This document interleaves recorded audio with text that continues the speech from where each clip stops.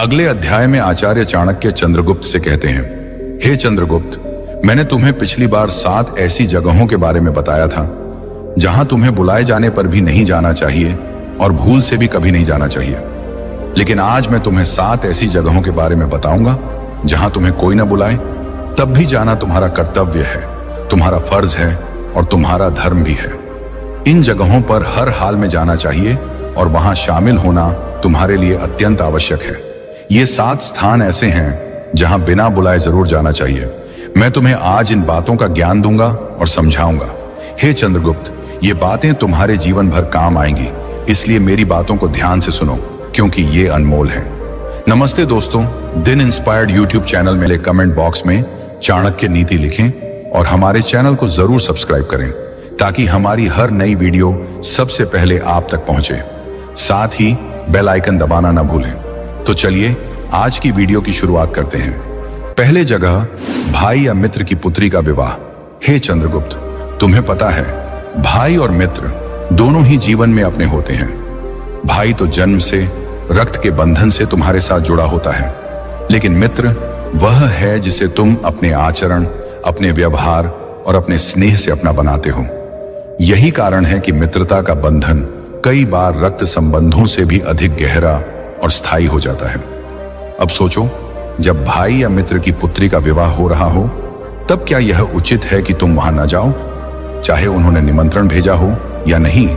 यह अवसर ऐसा है जहां तुम्हें बिना बुलाए भी अवश्य पहुंचना चाहिए, क्योंकि विवाह केवल एक सामाजिक कार्यक्रम नहीं बल्कि यह धर्म, परंपरा और संस्कारों से भरा हुआ एक यज्ञ है। कन्यादान को शास्त्रों में सबसे बड़ा दान माना गया है। मनुष्य चाहे कितनी ही संपत्ति दान कर दे, चाहे अनगिनत गौदान कर दे, किंतु कन्यादान का महत्व सबसे ऊंचा बताया गया है, क्योंकि यह केवल एक दान नहीं बल्कि यह एक परिवार के संस्कार और उसकी गरिमा का प्रतीक है।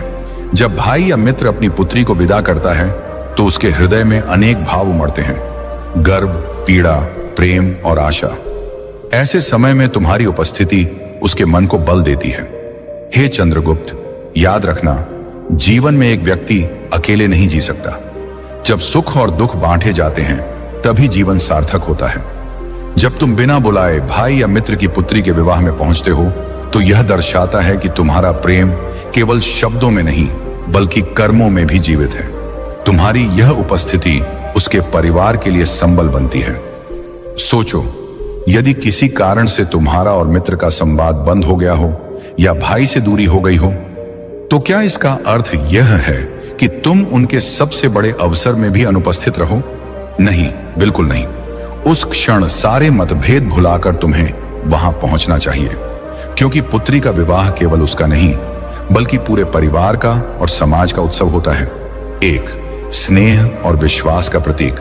जब तुम बिना निमंत्रण के भी विवाह में पहुंचते हो तो यह संदेश जाता है कि तुम उस परिवार का सुख दुख सच में अपना मानते हो।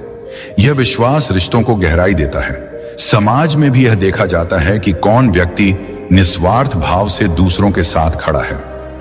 2. सामाजिक एकता का संदेश। विवाह केवल 2 व्यक्तियों का नहीं बल्कि 2 परिवारों का मिलन होता है। जब तुम वहां पहुंचते हो तो यह सामाजिक एकता को मजबूत करता है। तुम्हारी उपस्थिति लोगों को यह एहसास कराती है कि इस समाज में कोई अकेला नहीं है। 3. धर्म और पुण्य का अवसर। शास्त्रों में विवाह समारोह में सम्मिलित होने को पुण्यकारी कार्य कहा गया है, क्योंकि विवाह एक यज्ञ है और यज्ञ में सम्मिलित होकर मनुष्य पुण्य अर्जित करता है।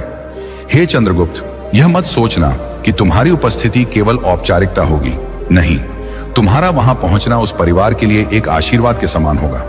तुम चाहो तो अपने साथ कोई छोटा सा उपहार लेकर जाओ या केवल अपनी शुभकामनाएं ले जाओ, किंतु तुम्हारी उपस्थिति ही सबसे बड़ा उपहार होगी। जब वरमाला डाली जाएगी, जब कन्यादान होगा, जब विदाई का भावुक क्षण आएगा, तब उस परिवार की आंखें चारों ओर अपनों को खोजेंगी। यदि वे तुम्हें वहां देखेंगे तो उनके हृदय को सच्चा सुकून मिलेगा।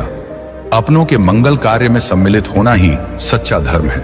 जो व्यक्ति अपने ही के सुख दुख में अनुपस्थित रहता है वह जीवन में कभी सच्चा सम्मान नहीं पा सकता। हे चंद्रगुप्त, इसलिए तुम्हारा धर्म है कि जब भी भाई या मित्र की पुत्री का विवाह हो तो तुम बिना बुलाए भी वहां पहुंचो। यह केवल तुम्हारा कर्तव्य नहीं बल्कि यह तुम्हारे जीवन का गौरव भी है। दूसरा जागा, गुरु का घर।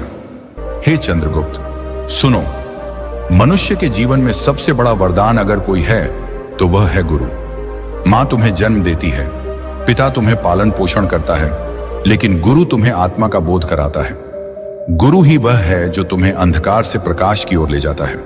इसीलिए कहा गया है, गुरु ब्रह्मा गुरु विष्णु गुरु देवो महेश्वर, गुरु साक्षात परब्रह्म तस्मै श्री गुरुवे नमः। अर्थात गुरु ही ब्रह्मा है जो ज्ञान का सृजन करता है, गुरु ही विष्णु है जो ज्ञान की रक्षा करता है, और गुरु ही महेश्वर है जो अज्ञान का संहार करता है। ऐसा गुरु वास्तव में स्वयं परमात्मा का स्वरूप है।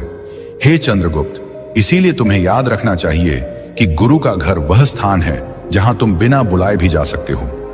वहां पहुंचना तुम्हारा कर्तव्य है, क्योंकि गुरु के घर का द्वार हमेशा शिष्य के लिए खुला होता है। गुरु का घर केवल 4 दीवारों का मकान नहीं है, वह ज्ञान का मंदिर है, वह पवित्र तीर्थ है, वह स्थान है जहां बैठकर शिष्य के जीवन में नए संस्कार, नए विचार और नई दिशा का संचार होता है। गुरु का घर वह स्थान है जहां तुम्हें केवल शास्त्रों की बातें नहीं सिखाई जाती, बल्कि जीवन जीने का तरीका सिखाया जाता है। तुम्हें केवल पुस्तकों का ज्ञान नहीं मिलता, बल्कि व्यवहार और आचरण का ज्ञान भी मिलता है। तुम्हें केवल शब्द नहीं दिए जाते, बल्कि शब्दों में छिपे सत्य का बोध कराया जाता है। इसलिए हे चंद्रगुप्त, यदि तुम सच्चे शिष्य हो तो गुरु के घर जाना तुम्हारे लिए केवल कर्तव्य नहीं, बल्कि सौभाग्य भी है। शास्त्रों में कहा गया है कि यदि कोई शिष्य अपने गुरु की सेवा करता है, उनकी बातों को मानता है और उनके चरणों में विनम्रता से बैठता है, तो उसका जीवन निश्चित रूप से सफल होता है। गुरु का घर जाकर तुम यह दर्शाते हो कि तुम उनके ज्ञान के भूखे हो, तुम उनके आशीर्वाद के प्यासे हो, तुम उनके सान्निध्य में रहकर अपने मन को पवित्र करना चाहते हो।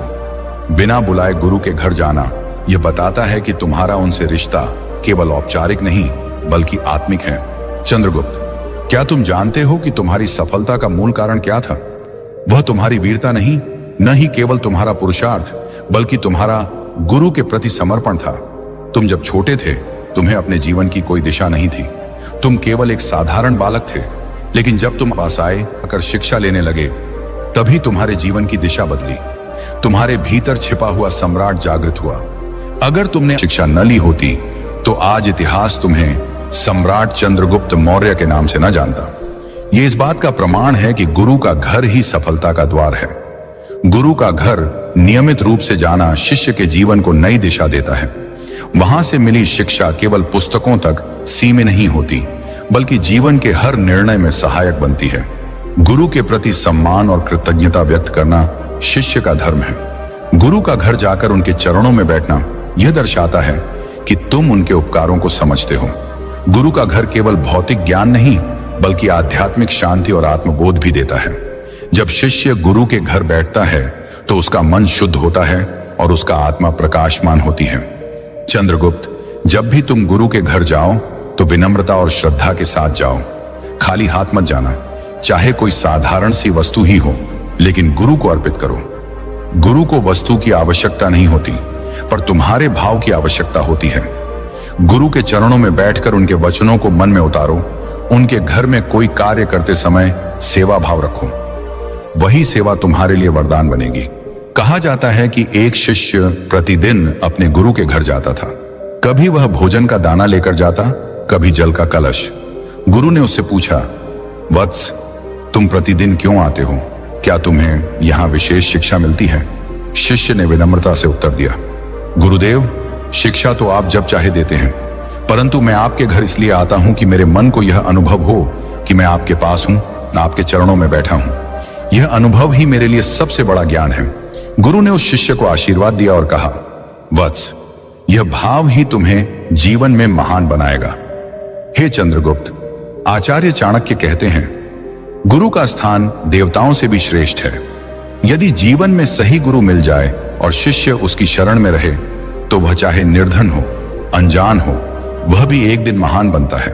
तीसरी जगह, सत्संग घर, जहां प्रभु का गुणगान हो रहा हो। आचार्य चाणक्य बोले, हे चंद्रगुप्त, जीवन में एक ऐसा स्थान है जहां कदम रखना कभी व्यर्थ नहीं जाता, और वह है सत्संग का घर।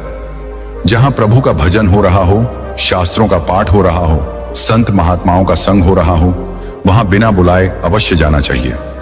यह स्थान तुम्हारे मन, आत्मा और पूरे जीवन को नई दिशा देता है। सत्संग का अर्थ है सत्य का संग।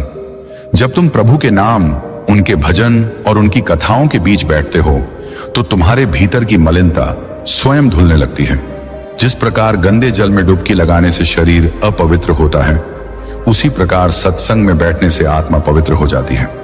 शास्त्रों में कहा गया है, सत्संगत्वे निस्संगत्वम, निस्संगत्वे निर्मोहत्वम, निर्मोहत्वे निश्चल तत्वम, निश्चल तत्वे जीवन मुक्तिहन। अर्थात सत्संग से मोह मिटता है, मोह मिटने से विवेक जागता है, विवेक से आत्मा स्थिर होती है और स्थिरता से मोक्ष की प्राप्ति होती है।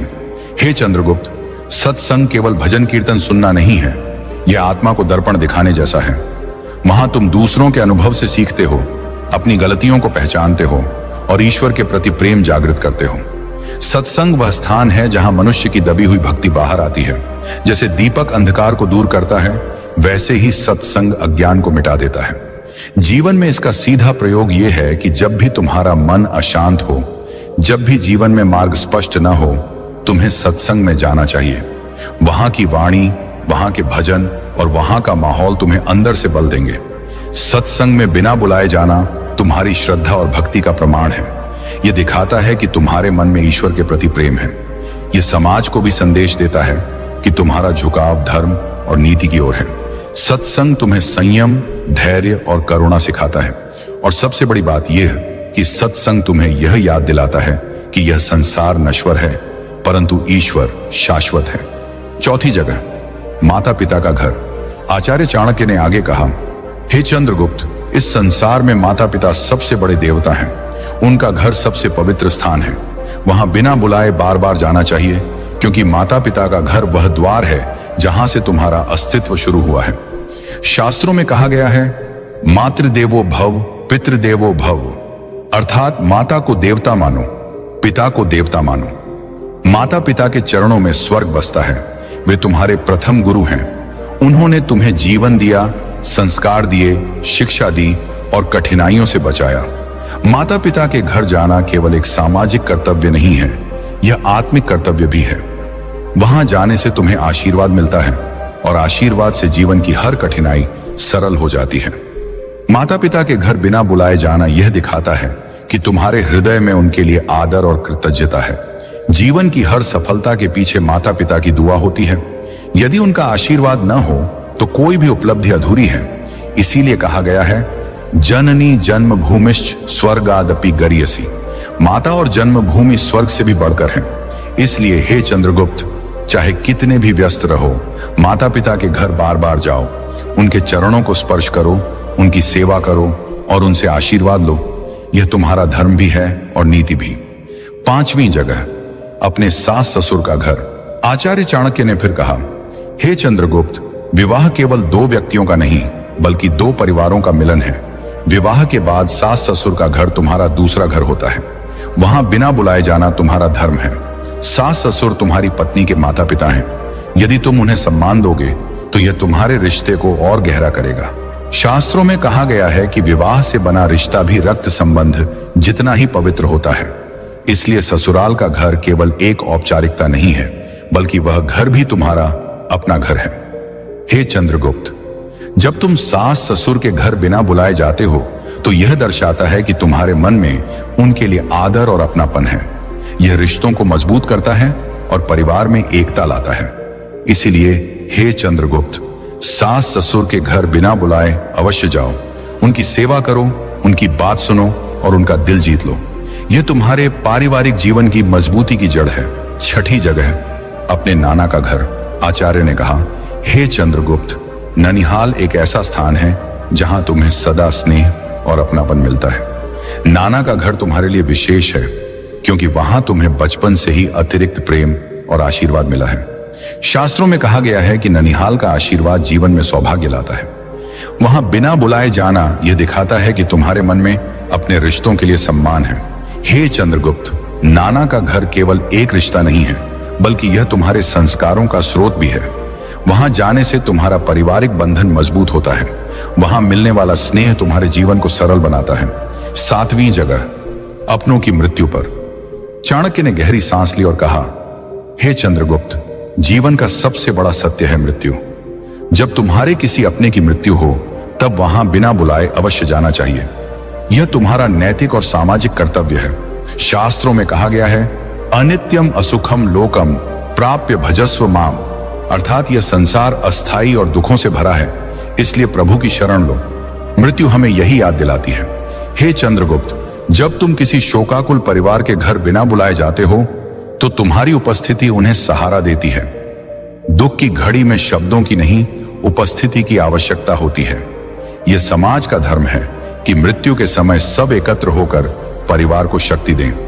अपनों की मृत्यु पर जाना केवल संवेदना व्यक्त करना नहीं है, बल्कि यह भी स्वीकार करना है कि जीवन क्षण भंगुर है।